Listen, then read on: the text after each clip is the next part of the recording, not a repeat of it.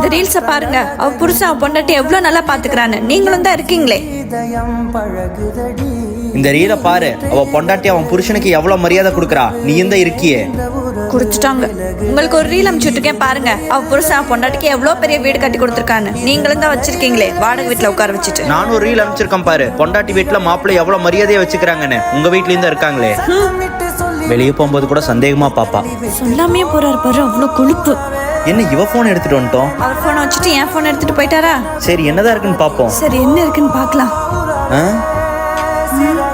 சத்யா, உன் போன்ல ஃபுல்லா ஹஸ்பண்ட் தான் தப்புங்கிற மாதிரி ரீல்ஸ் வருது. உங்க போன்ல வைஃப் தான் தப்புன்ற மாதிரி ரீல்ஸ் வருது.